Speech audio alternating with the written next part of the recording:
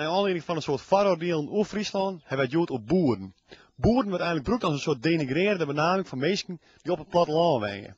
Wij zien jood uit, hoe stoer is de boer? Wij denken in ieder geval dat de boer vette shit is. Populaire man van Joeterdij bij meesten mijn naam was 50 cent, menem en it spul. We zullen zien wat boeren daar in inbrengen kennen. Een overeenkomst is dat boeren en urban types allebei in een strak pak rennen. Een verschil is dat boeren net met merk heel groot achter op een rij rennen. Boeren maakt je dus geen gratis reclame van een oor. Boeren met krek een beetje toeker. 1-0 voor de boer.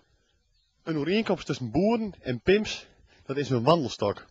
Een overeenkomst is dat ze hem allebei broeken om hun bitches te slaan. Liek spul, een punt van de boer en een punt van de pimp. Een overeenkomst is het vervoersmiddel. De trekker versus de PC hoofdtrekker. Een belangrijk statussymbool is dat het vervoersmiddel wel grote velgen heeft. 38 inch. Big pimping in Friesland. Punt erbij voor de boer. Kristal. Een echte pimp had natuurlijk echt zijn eigen beker. En de boer die had het natuurlijk echt al jaren. Die had niet alleen zijn eigen beker, maar zijn hele servies. Het boerenbondservies. De boer en zijn servies.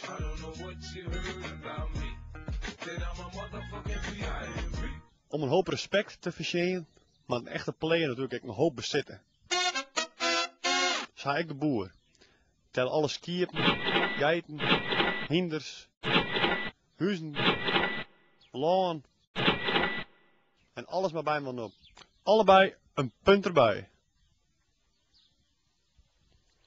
Een overeenkomst is de taal.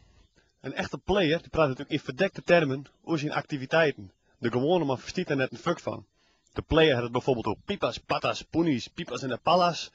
Maar de boer, die had ik zijn eigen taal. Dan luister die en dan zei hij ja, de heen voor jij dat je kent, maar als je nooit niet omschoven. Hè? Dat snap je net, no? Allebei een punt erbij. Nog een overeenkomst, dat ben de fraude. Een echte player had natuurlijk meerdere fraude. En dan kan de boer natuurlijk net bij achterblijven. We hebben hier een beroepspimp. Hoe zit het dan met die bitches? Ben je hier nou erg tevreden? Ze zijn best tevreden. Ja, hè? En zeuren ze over de accommodatie, of zo, dat het net luxe genoeg is of iets dergelijks? Nee, helemaal niet. Ze zijn best tevreden. Het voer van de bitches. Als je de bitches goed behandelt, dan komen zij gewoon weer naar jou thuis. Ja, ja. En je gaat nooit gewoon dat er een bitch bij jou bij rond. Nee. Nee, hè. Dit is echt een pro, dit. We hebben echt mijn prof te maken. Ja, nou dat weet ik, ja. Als een boer echt wilde bitches had, sluit hij ze op in deze kooi. Dus we sloegen die bitches. Ja. Zo'n dogen niet wie dat. Oh, oké. Maar hij wist dat ik de baas weer. En ik heb me reden. Ik hier de eerste prijs. Als je maar goed verkondigen kennen dat jou de baas bent, zeg maar, dan kan je ze strak houden en af en toe moet je dan misschien een keer een tikje delen of iets dergelijks, maar dan kan je ze wel strak houden. Maar dat hoeft eigenlijk niet. Nee. Dat gaat automatisch hoor. Ja. Ze vernemen hoe de baas is. En dan mijn hoon niks zag. Dus eigenlijk is krek een hoen. Nou ja, krijg ja. Oké.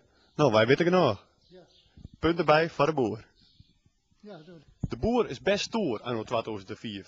Dat meestal uitmeisje van boer, moet dus ik net zien worden als skelpartij, maar als statussymbool. De boer verslaat mij gemak, man als 50 cent, menem en het spul. De eindstand is dan ik 8, geen fjouwer. Een boer is een keer zo stoer.